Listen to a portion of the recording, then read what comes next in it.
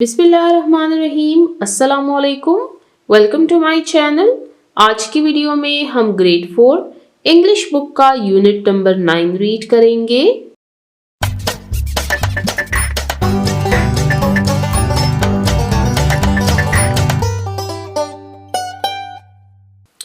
Unit number 9 manners. Manners यानी आदाब। सबसे पहले हम समझते हैं कि मैनर्स यानी आदाब क्या है। मैनर्स आदाब के बारे में हम लास्ट यूनिट नंबर 8 में भी थोड़ा बहुत रीड कर चुके हैं। यहाँ पर मैं आपको फिर से रिवाइज करवा देती हूँ। मैनर्स यानी आदाब वो रूल्स और वो प्रिंसिपल्स हैं जो कि हमारी लाइफ, हमारी ज़िंदगी को बेटर यानी बेहतर और ऑर्गेनाइज्ड यानी मुनज़्ज़म बनाते हैं। ये मैनर्स हमें सिखाते हैं कि हमें दूसरों के साथ कैसे बिहेव करना चाहिए और अपने रोज़मर्रा के काम किस तरह खुशउस्लूबी से अंजाम देने चाहिए। जो भी शख्स मैनर्स का ख्याल रखता है वो दूसरों की इज्जत करता है और ख़ुद भी दूसरों का पसंदीदा बन जाता है। तो इस यूनिट नंबर 9 में हम कुछ मैनर्स के बारे में रीड करेंगे और उन मैनर्स को अपनी प्रैक्टिकल लाइफ में अप्लाई करने की कोशिश करेंगे। आप इस पेज पर नीचे देख सकते हैं, आपको एक पिक्चर दी गई है। इस पिक्चर को हम नेम देंगे एक फैमिली का। ये हमारे पास एक फैमिली पिक्चर है। आप देख सकते हैं ये है फादर, ये है मदर, ये है डॉटर और ये है सन। ये है पेज नंबर 87। अब चलते हैं नेक्स्ट पेज नंबर 88 की तरफ। गेटिंग स्टार्टेड शुरू करते हैं। Look at the pictures below. नीचे आपको कुछ पिक्चर्स दी गई हैं, इन पिक्चर्स की तरफ देखिए एंड एक्सप्रेस और इजहार कीजिए योर फीलिंग्स, अपने एहसासात का, जज्बात का। नीचे आप देख सकते हैं आपको 2 पिक्चर्स दी गई हैं। अगर इन दोनों पिक्चर्स को हम कंपेयर करें यानी अगर हम इनका मवाजना करें तो आप फर्स्ट पिक्चर में देख सकते हैं कि सारी चीज़ें जो हैं वो बिखरी हुई पड़ी हैं, जबकि सेकंड पिक्चर में सब कुछ अपनी अपनी जगह पर रखा गया है यानी ये ऑर्गेनाइज्ड है। तो हम पिक्चर नंबर 1 को कह सकते हैं कि यहाँ पर सब कुछ अनऑर्गेनाइज्ड है यानी गैर मुनज़्ज़म, यानी सारी चीज़ें बिखरी हुई पड़ी हैं, कोई भी चीज़ अपनी जगह पर ठीक से नहीं रखी गई।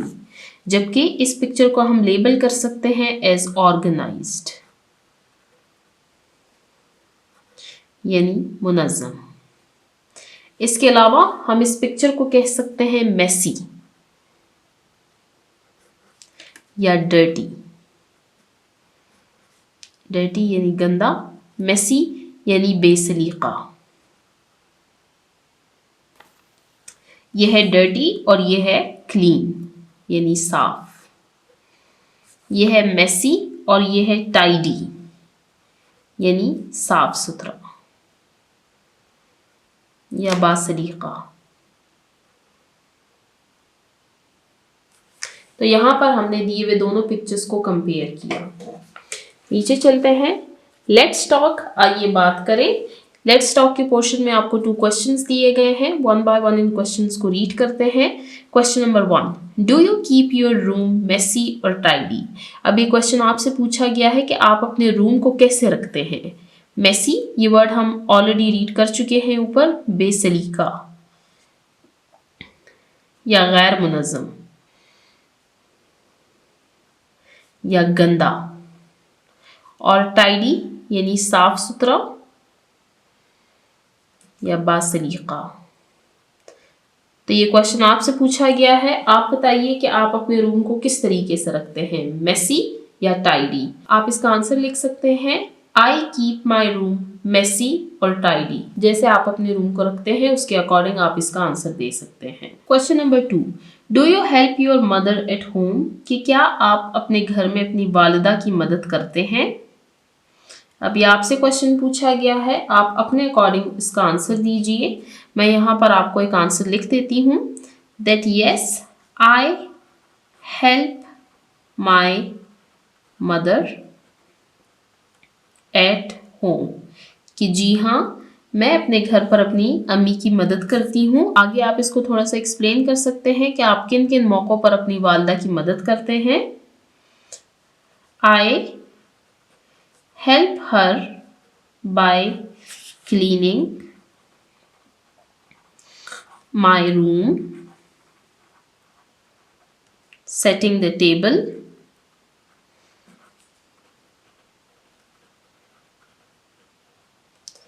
and putting things in their proper place।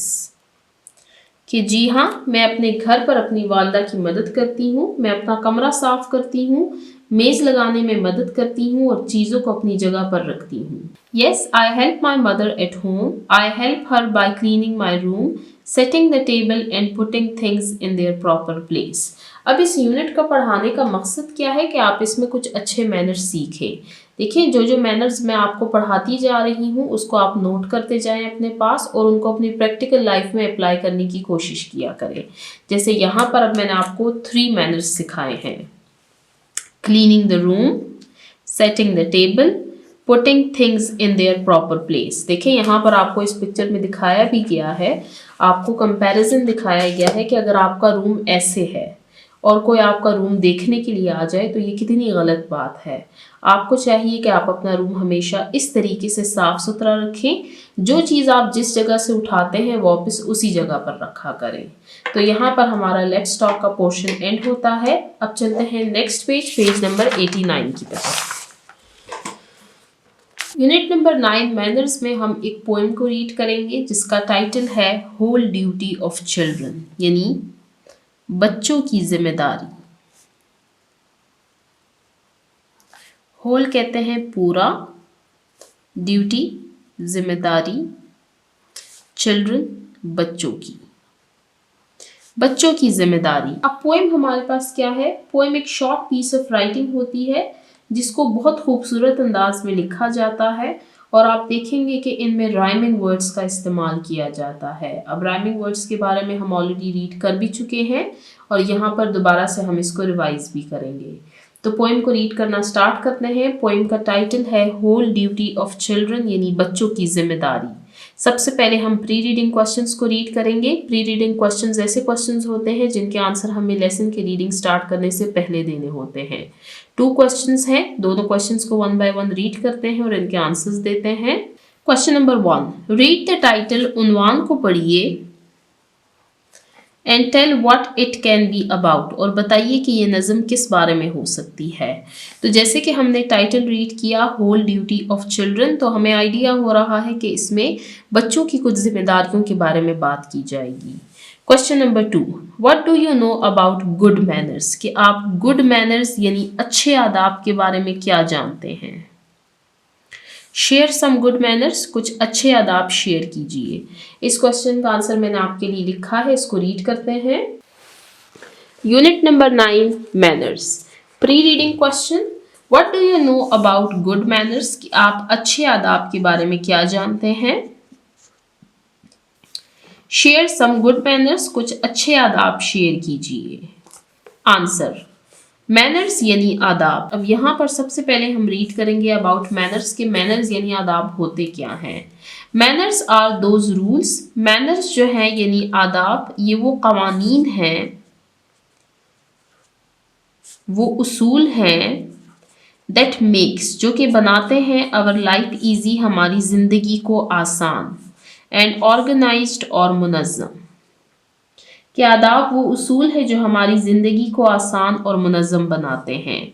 They help, वो मदद करते हैं, अस, हमारी, टू लिव, के हम रहें पीसफुली, अमन से,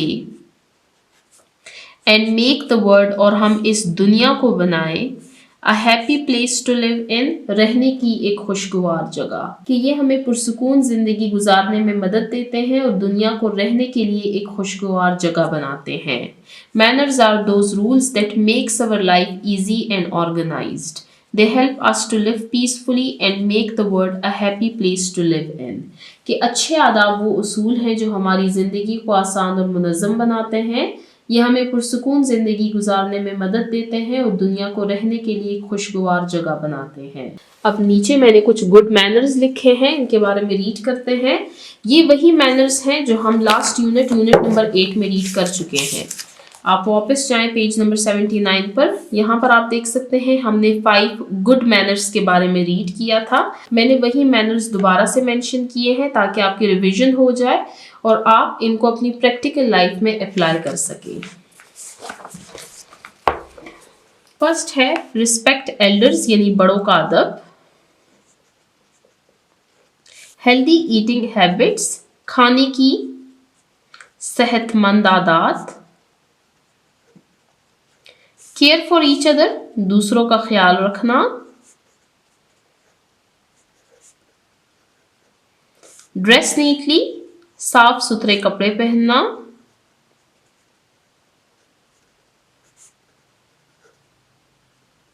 वॉशिंग हैंड्स, हाथ धोना। हेल्पिंग अदर्स, दूसरों की मदद करना। और सबसे इम्पॉर्टेंट मैनर जो है जो आपको अपनी प्रैक्टिकल लाइफ में अप्लाई करना चाहिए वो है सेइंग प्लीज, प्लीज कहना, एंड थैंक यू, और थैंक यू यानी शुक्रिया कहना। आप अपने स्कूल में जब किसी से कोई चीज़ मांगते हैं तो प्लीज़ कहा करें, और जब आप उस चीज़ को वापस करते हैं तो आप उनसे थैंक यू कहा करें। ये छोटी छोटी बातें हैं, इनका ख्याल रखें। ये आपकी पर्सनैलिटी को बहुत ग्रूम करते हैं और दूसरों की नज़र में आपके रिस्पेक्ट को बढ़ाते हैं। तो यहाँ पर हमने जो मैनर्स रीड किए हैं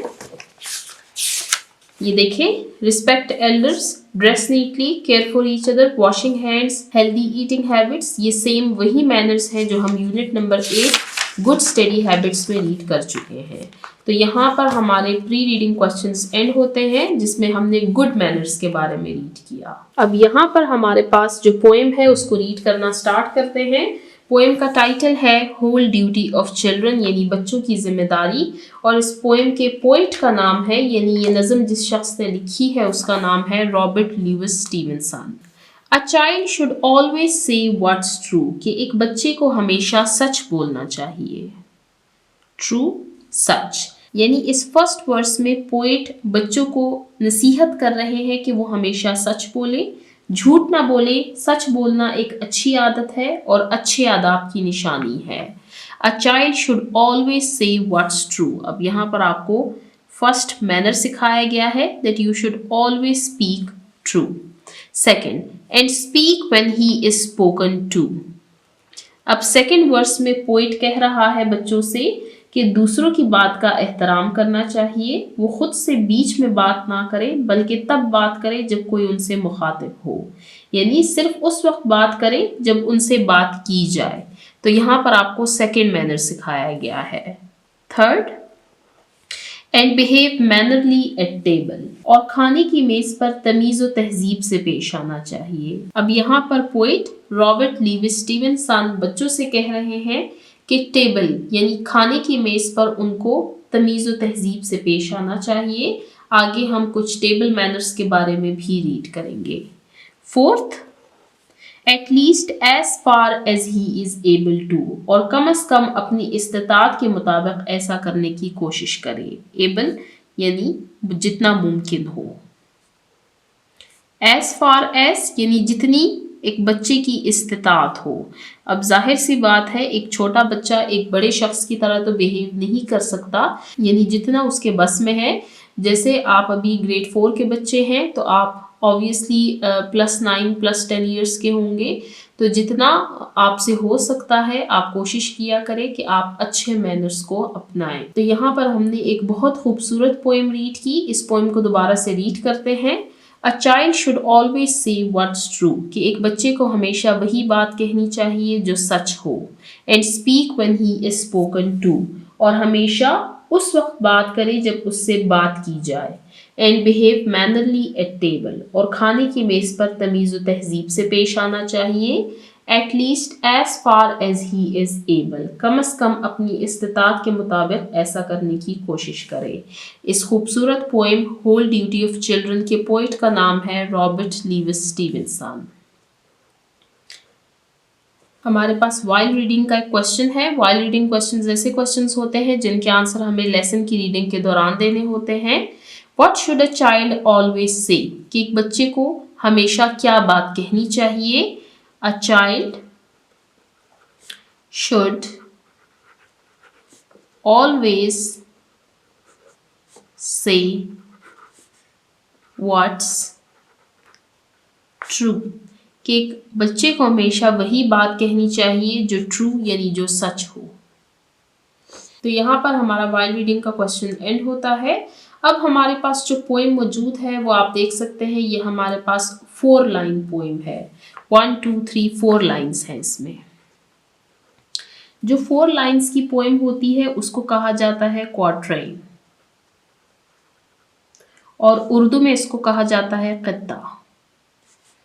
यहाँ पर ये एक इम्पॉर्टेंट पॉइंट है, आपके लिए न्यू है, इसको आपने सीखना है कि जो 4 लाइन पोएम होगी उसको कहा जाएगा क्वाट्रेन, यानी होल ड्यूटी ऑफ चिल्ड्रन जो है ये हमारे पास एक क्वाट्रेन है, इसमें सिर्फ 4 लाइन्स हैं। अब बात करते हैं राइमिंग वर्ड्स के बारे में।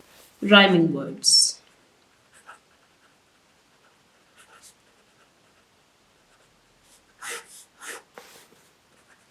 words that have the same or similar ending sounds। Rhyming words हमारे पास ऐसे अल्फाज होते हैं जिनकी आवाज़ मिलती जुलती हो, यानी जिनकी एंडिंग साउंड यानी आखिर में उनकी आवाज़ सिमिलर एक जैसे आए। अब इस पोएम में हम राइमिंग वर्ड्स को देखते हैं, तो इसमें जो हमारे पास लास्ट वर्ड्स हैं ट्रू एंड टू, ये हमारे पास है first pair of rhyming words. Next है टेबल एंड एबल, ये हमारे पास second pair of rhyming word है, ट्रू एंड टू। और नेक्स्ट है टेबल एंड एबल।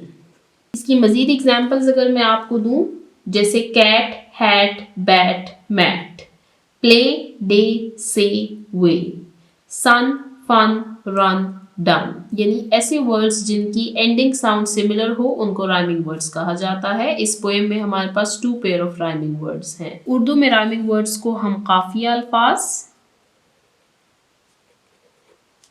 या हम आवाज अल्फाज कहा जाता है। तो यहाँ पर हमारा राइमिंग वर्ड्स का टॉपिक एंड होता है। हमने पोएम को रीड किया, pre reading, while reading questions, हमने क्वाट्रेन के बारे में रीड किया और राइमिंग वर्ड्स के बारे में। अब पेज पर नीचे चलते हैं। आप देख सकते हैं यहाँ पर जिस फैमिली की पिक्चर यहाँ पर दी गई थी वही फैमिली अब एक खाने की मेज पर बैठे हुए हैं। आप देख सकते हैं ये है डाइनिंग टेबल और ये सब खाना खा रहे हैं। अब नीचे हमारे पास पोस्ट रीडिंग क्वेश्चंस दिए गए हैं। पोस्ट रीडिंग क्वेश्चंस ऐसे क्वेश्चंस होते हैं जिनके आंसर हमें लेसन की रीडिंग खत्म करने के बाद देने होते हैं। इनको रीड करते हैं। What do you know about table manners? क्या आप टेबल मैनर्स के बारे में क्या जानते हैं? शेयर एनी 3 और किसी भी 3 टेबल मैनर्स को शेयर कीजिए। Question number 2, what is the main idea of the poem? कि इस पोएम यानी इस नज़म का मेन आइडिया यानी मरकजी ख्याल क्या है, यानी इस पोएम में आपको कौन सी बात सिखाई जा रही है, मेन आइडिया क्या है इस पोएम का। 1 बाय 1 इनके आंसर्स को रीड करते हैं। Unit number 9 manners, post reading questions. Question number 1, what do you know about table manners? क्या आप टेबल मैनर्स के बारे में क्या जानते हैं? शेयर एनी 3, किसी भी 3 टेबल मैनर्स को हमने यहाँ पर मेंशन करना है। Answer, table manners are the rules we follow while eating. कि टेबल मैनर्स वो उसूल हैं दैट वी फॉलो, जिनको हम इख्तियार करते हैं, जिनकी हम पैरवी करते हैं व्हाइल ईटिंग, खाने के दौरान। यानी टेबल मैनर्स वो उसूल हैं जो हम खाना खाते वक्त इख्तियार करते हैं। Table manners are the rules we follow while eating. ज़रूरी नहीं है कि आप टेबल पर बैठे हुए खाना खा रहे हों। आप जब भी खाना खाते हैं उस वक्त आपको जो रूल्स फॉलो करने चाहिए उनको टेबल मैनर्स कहा जाता है। अब नीचे हमने कुछ टेबल मैनर्स को मेंशन किया है। Washing hands before and after eating, कि खाना खाने से पहले और बाद में हाथ धोने चाहिए। Sitting properly at the table, हमें मेज़ पर जो भी खाने की जगह है, आप अगर ज़मीन पर बैठते हैं, अगर टेबल पर बैठते हैं, आपको ठीक तरीके से बैठना चाहिए। Not talking while chewing food, जब आप खाना चबा रहे हों उस वक्त आपको बात नहीं करनी चाहिए। चीविंग कहते हैं चबाने को, कि खाना चबाते वक्त आपको बात नहीं करनी चाहिए। Using a napkin to clean your mouth, कि मुंह साफ करने के लिए आपको नैपकिन यानी रुमाल का इस्तेमाल करना चाहिए। Last, saying thank you after finishing the meal, जो सबसे इम्पॉर्टेंट पॉइंट है वो ये है कि जब आप खाना ख़त्म कर लें तो आपको थैंक यू कहना चाहिए, यानी आपको शुक्र अदा करना चाहिए। खाना खाने के बाद आप किसका शुक्र अदा करेंगे? आप अल्लाह ताला का शुक्र अदा करेंगे। इसके लिए ज़रूरी है कि आपको खाना शुरू करने से पहले और खाना ख़त्म करने के बाद की दुआ आनी चाहिए। खाना खाने से पहले की दुआ है बिस्मिल्लाहि वाला बरकतिल्लाह, और खाना खाने की बाद की दुआ है अल्हम्दुलिल्लाहिल्लज़ी अतअमना व सक़ाना व जअलना मिनल मुस्लिमीन। अगर आपको ये दुआएं आती हैं तो बहुत अच्छी बात है, और जिन बच्चों को दुआएं नहीं आती तो वो ये दुआएं सीख लें। तो यहाँ पर हमने टेबल मैनर्स के बारे में रीड किया। इस क्वेश्चन को दोबारा से रीड करते हैं। What do you know about table manners? Answer. Table manners are the rules we follow while eating. Table manners: washing hands before and after eating, sitting properly at the table, not talking while chewing food, using a napkin to clean your mouth, saying thank you after finishing the meal. अब read करते हैं question number 2। What is the main idea of the poem? कि इस नज़म का main idea यानी मरकज़ी ख्याल क्या है? The main idea, मरकज़ी ख्याल of the poem इस नज़म का is है that children should be honest, कि बच्चे दियानतदार हों, polite तमीज़दार, and well mannered और बाअदब, in their words अपने अल्फाज में, and actions और अपने एमाल में। कि नज़म का मरकज़ी ख्याल ये है कि बच्चों को दियानतदार, तमीज़दार और बाअदब होना चाहिए अपने अल्फाज और अपने एमाल में। The main idea of the poem is that children should be honest, polite and well mannered in their words and actions. अपने अल्फाज में भी और अपने एमाल में भी, यानी आपने मुंह से भी कोई गलत बात नहीं कहनी और अपने एक्शंस के जरिए भी किसी को नुकसान नहीं पहुंचाना। तो यहाँ पर हमारे पोस्ट रीडिंग क्वेश्चंस एंड होते हैं। अब टीचिंग पॉइंट को रीड करते हैं। Model the poem by reading with correct pronunciation and intonation, कि इस नज़म को पढ़िए सही प्रोनाउंसिएशन यानी सही तलफ़ुज़ के साथ, एंड इंटोनेशन और आवाज़ के उतार चढ़ाव के साथ। एक्सप्लेन टू देम, वजाहत कीजिए the meaning of good manners, के बच्चों को गुड मैनर्स यानी अच्छे आदाब के बारे में बताइए। And tell them their importance in everyday life, और उनकी रोज़मर्रा ज़िंदगी में इसकी अहमियत के बारे में बताएं।